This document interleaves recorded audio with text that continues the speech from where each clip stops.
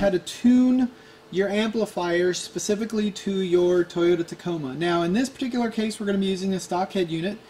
If you're planning on using aftermarket, there's a whole different video series. Alright, so first thing I'm going to do is run you through the checklist of things we have to do first. Alright, so here we'll start with the doors. We've got the tweeter wire harness adapter plugged into the tweeter here, because remember on the Tacoma the signal's coming from here, so we've got this ready to go. It's not connected to anything. Alright, so now back here on the rear door, same thing, we've got the speaker harness plugged in. None of the speakers are in place yet. The wires are exposed, ready for us to work with. And then down here, this is the wiring running back to our subwoofer amp. So nothing is connected at this point. Alright, so here you can see our amps. We're getting ready to start the tuning process, but before we do that, we need to make sure we prepare the amplifiers before we start. So here we've got the 4-channel amp, starting from left to right. We're going to make sure the HPF is turned all the way down and to the left. The sensitivity knob all the way down to the left. The boost all the way down to the left. LPF all the way down to the left. Set this knob to full. Sensitivity all the way down and to the left. On the subwoofer amplifier, in this case we're doing the 1000. First off, you want to make sure that your subwoofer control knob is plugged in and that the volume is turned all the way up before you start the tuning process. Very important. Alright, so to give you guys a visual, here we've got the subwoofer bass control knob. Just make sure that you've got that turned all the way up before we start the tuning process. Okay, LPF, this one we're going to take and turn this all the way up and to the right. So your low pass filter all the way up. The boost should be all the way down to the left. Subsonic all the way down to the left. Sensitivity all the way down to the left. Alright, so the next thing we need to prep is we need to make sure we've got the CD with the test tones. These are available from our website for free. Just make sure you select the correct ones. And then I wanted to mention, this is a really important tip. When you download the test tones from our website, a common problem that we run into is they don't put the test tones in the proper order, or the order that we're doing the video. So it tends to confuse them or causes problems tuning the amplifier. So to avoid this, just be sure that you know which test tone is which. In this case, the 1 kHz test tone is track number 1, the 50 Hz test tone is track number 2, and the 80 Hz test tone is number 4. In this case, we're not going to be using the 63 Hz. We'll be using the 1 kHz to set the output on the 4-channel amp. We'll be using the 50 Hz to set the output on our subwoofer amp. And then we'll be using the 80 Hz to set our crossover, or what we call our high pass or low pass filters, on both the subwoofer and the 4-channel amp. Alright, for this next part of the tuning video, next thing we're going to do is take our vehicle, make sure our truck is up and running, that it's actually running. You want to make sure your alternator is providing the power. We're going to take our test tone, our CD with the test tone.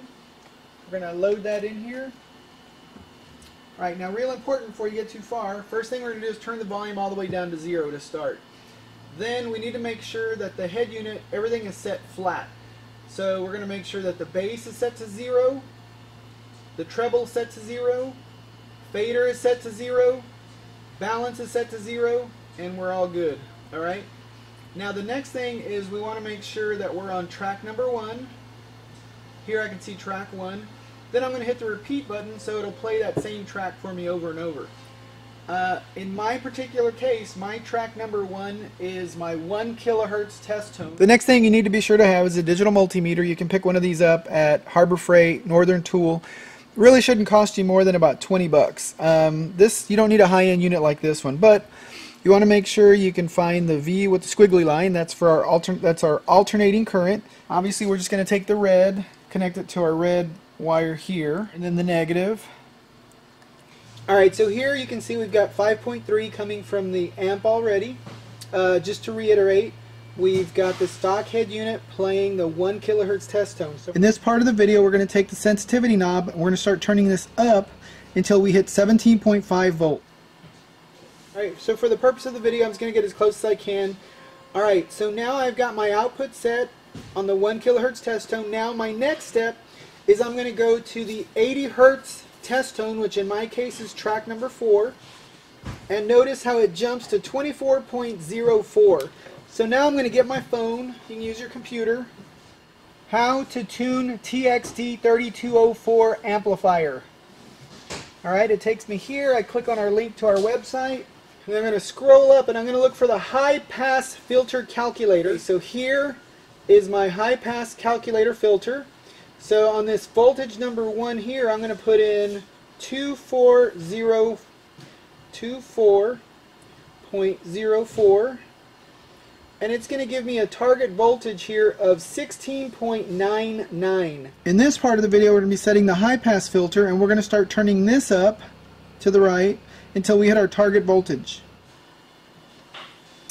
And again, for the purpose of the video, I'm just trying to get it close as I can. And actually, you may not get it precise, just get it as close as you possibly can.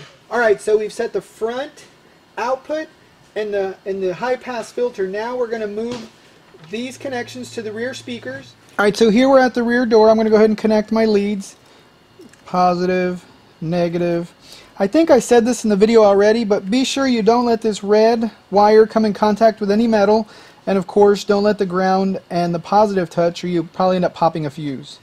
Alright, here I connected the leads from the digital multimeter to the rear door speaker, and I'm already getting 9.82 volts. And keep in mind, I also switched the test tone track back to number 1, which is the 1 kilohertz test tone. Now I'm going to turn the rear sensitivity knob up until I get to 14.5 volts. And now we're setting the rear speaker output. So here we're going to turn this knob up, the sensitivity knob up until we hit 14.5 volts. Alright, so here I got pretty close to 14.5. Alright, so we're done. The front, the rear, and the high pass filter has been set up on the 4-channel amp. Now we're going to take the leads from the digital multimeter and move them to the output for the subwoofer amplifier. Alright, so here we're getting ready to finish up the tuning on the subwoofer amplifier. Just to reiterate, I've got test track number 2, which happens to be my 50 hertz test tone playing, and right now I've already got 16.04 volts. I also want to reiterate, don't forget that your bass knob should be plugged in and the volume should be turned all the way up on your bass knob. Alright, so the next thing I'm going to do is take my sensitivity knob and start turning that up until I get to 46.5. Alright, and for the purpose of the video, I'll just get as close as I can. Alright, so now I'm going to set my low pass filter, and I'm going to go to track number 4, which is the 80 hertz test tone. So I'm switching to number 4. Alright, and then you'll see the voltage drop. On the same page on the website, I'm not sure if you can see it, I'm going to look for the low pass filter calculator. And on the top voltage, I'm going to put in 2.879. And that's going to give me a target voltage of 16.62. I'm going to take the low pass filter and start turning it to the left until I hit my target voltage. Alright, so I'm getting as close as I can for the purpose of the video. Alright, so that's it. We're done setting the output and the crossover for the amplifier. Alright, so some final settings on the subwoofer amp. If you want a little bit more boom or a little bit more bump, you can turn the boost up about to the 9 o'clock range. Don't go too much further than that. You're going to start introducing distortion into your subwoofer and you're going to damage your sub. Also, your subsonic filter, generally you want your subsonic filter set to about 15 hertz lower than whatever your box is tuned. If you have a sealed subwoofer box, just leave the subsonic filter all the way down to the left. Our boxes are usually tuned to about 35 hertz. So realistically, you end up with, say, right about there. And what this does is it limits the frequency. It's basically protecting your sub from frequencies that are too low